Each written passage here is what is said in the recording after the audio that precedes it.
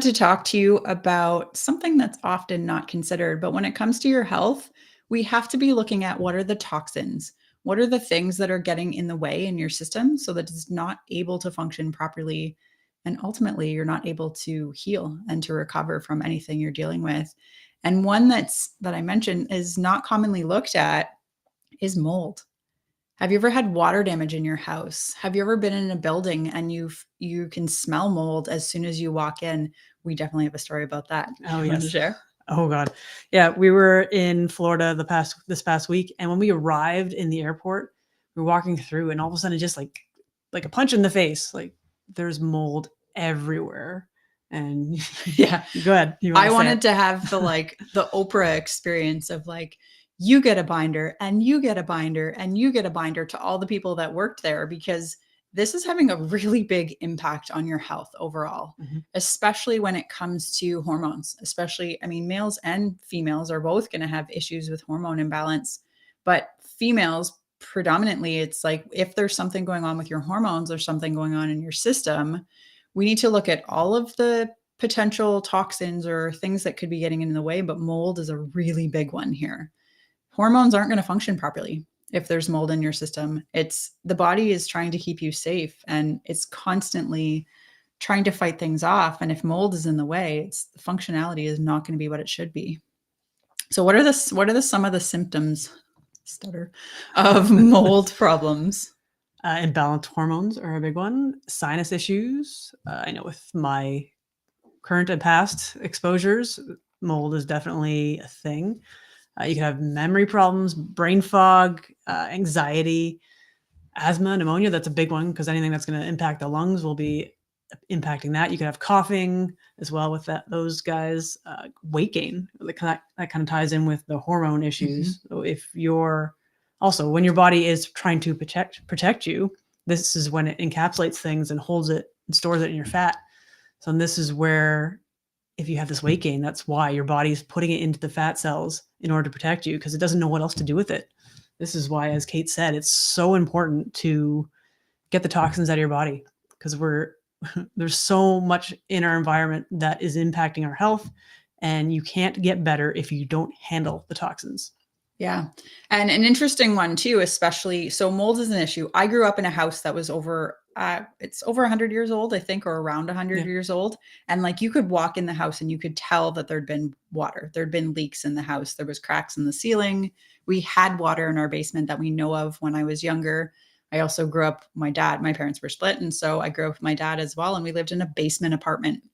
If you live in a basement apartment, there's a pretty good chance that there's been some sort of water damage or some sort of leak that can lead to mold in the environment as well. And the symptoms that Amanda mentioned, when you think of things that are respiratory, so like asthma, coughing, sneezing, all of these kind of allergic reaction type symptoms, it's often not surprising to hear that that could be related to mold, but weight can be a mold factor as well, right? And what's really interesting over the last several years, 2020 beyond, a lot of us are spending more time inside, in front of devices, in front of electronics. Many people, their children came home, they were doing school from their computers, so they had to increase the Wi-Fi strength in their house so that everyone could function.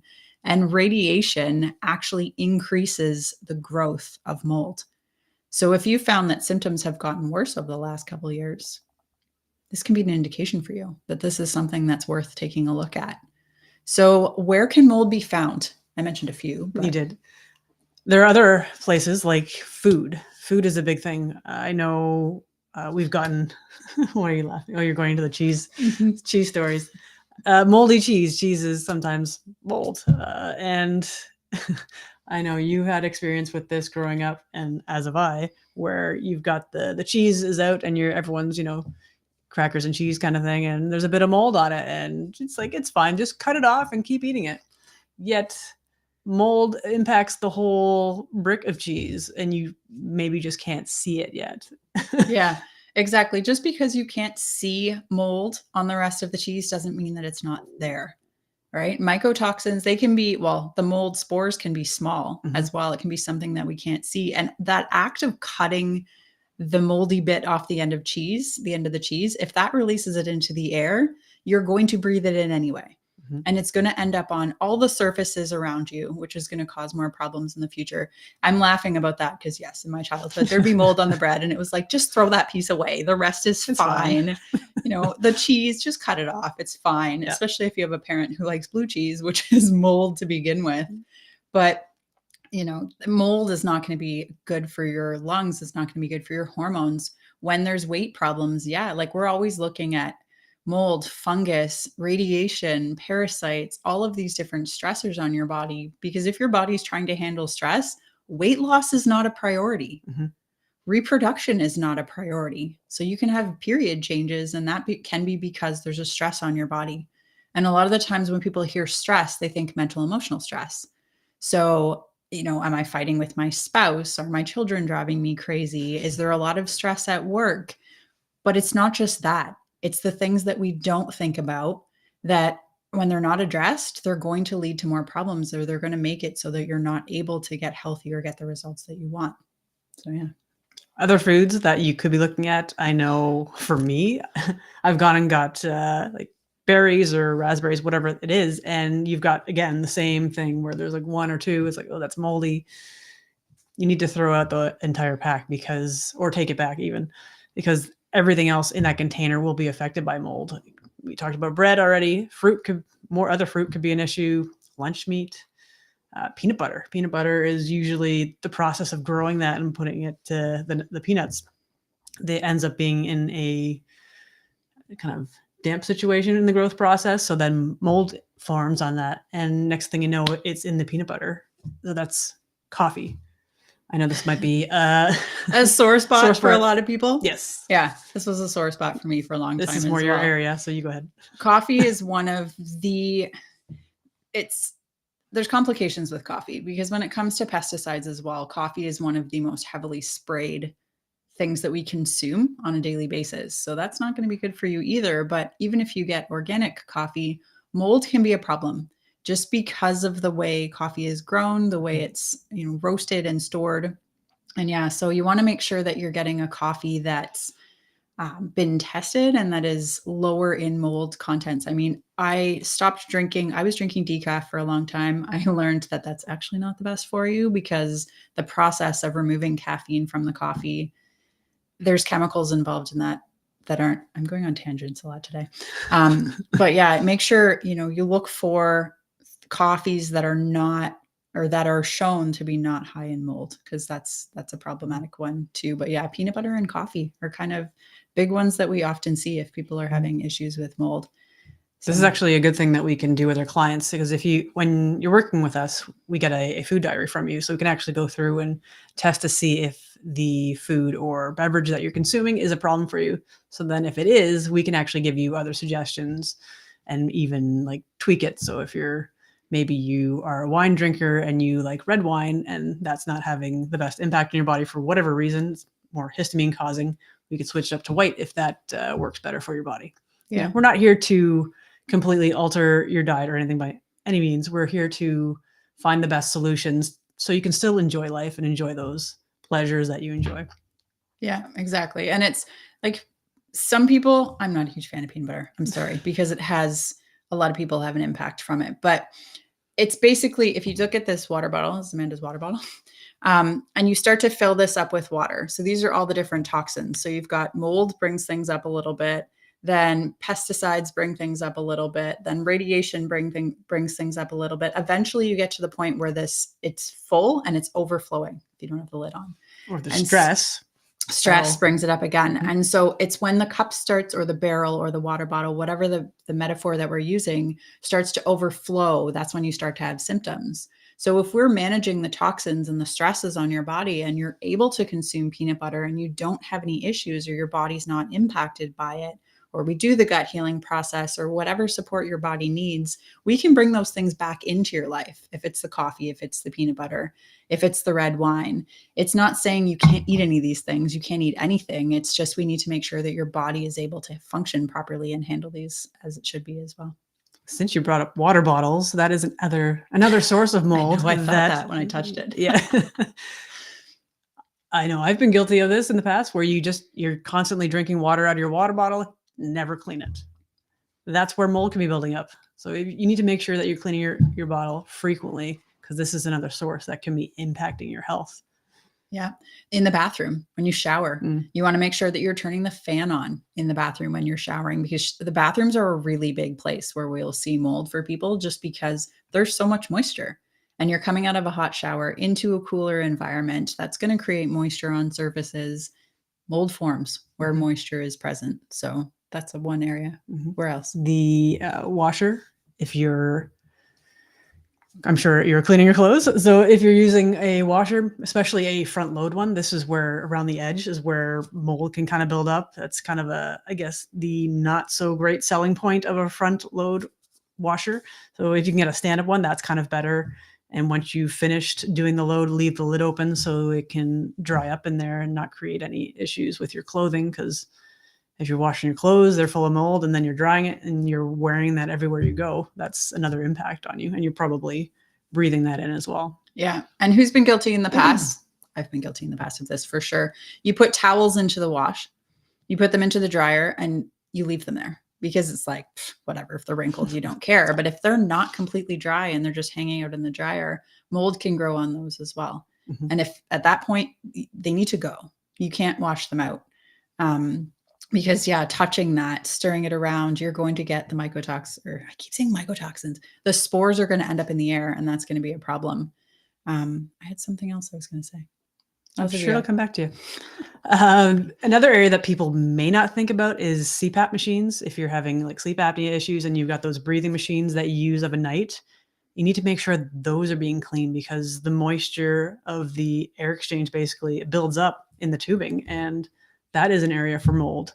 If you have I believe it's a reverse osmosis system in your home, those tubing in there could be another area for mold to build up. Everything's just kind of flowing Perfect. in. Yeah.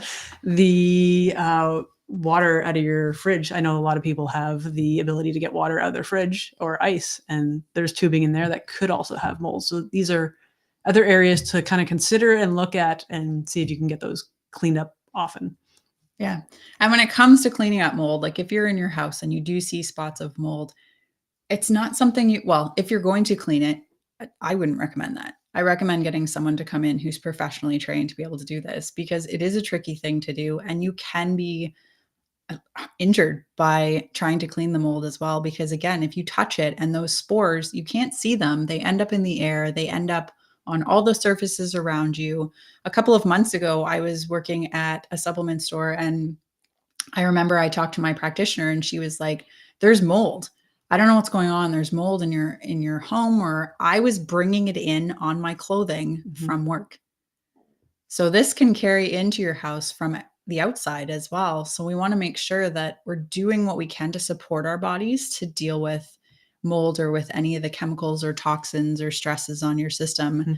And that's where, again, as Amanda said, the quantum nutrition testing is really helpful, because we test to see what is impacting you. What is the stress that's causing your body problems so that it's not able to function as it should be?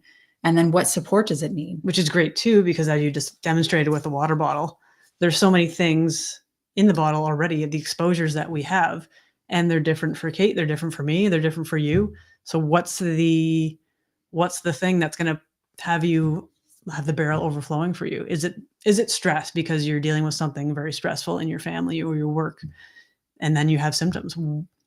That's different for everybody. So this is where we are specific to the individual as far as what they need, what's going on with their body, because it's so important to get down to the why. What is the cause? What is the cause of your issues, your symptoms? And you can't get better without looking at the cause. You can have a Band-Aid approach, whether it's medication or a supplement, whatever it is, natural or not. If you're not dealing with the cause, it's just a Band-Aid. Mm-hmm. Absolutely. Absolutely. Yeah. That's all I got for today. So right on. So hopefully you found this helpful. If you think that there's water in your house, or if you've been dealing with symptoms that you're having a hard time getting rid of them, you're not getting answers. That was the biggest frustration for me in the past, was that I'd been dealing with health issues. I'd go to the doctor and it was like, no, your blood work's coming back as normal. There's nothing wrong with you. but you know your body best. It's like they say a mother knows it's her child the best. It's the same with you. If you think that something's not right, this is where we need to start looking and figuring out why. Why are you having the symptoms that you're having? It could be mold, it could be radiation, parasites. There's lots of different things. But if we're not addressing the root cause and figuring that out and giving the body the support it needs, the issues are never going to go away. So I want to go back to what you just said there about mother knows best. You know best. You know your body best. You know when something's not right.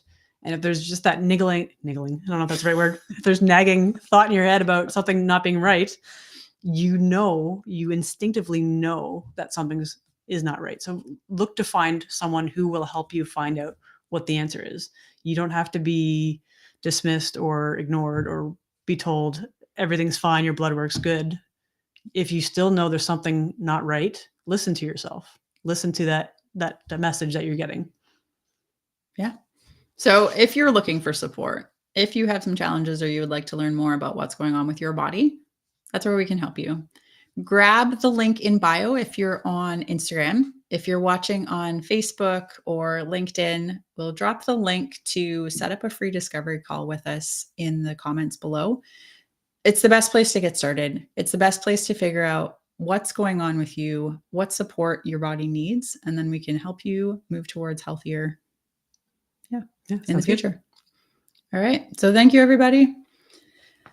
And enjoy the rest of your day. For all the American friends, hope you had a happy Thanksgiving yesterday. And we'll talk to you again soon. Canadian friends, love you too. Have a wonderful weekend. Take care, everyone. Bye.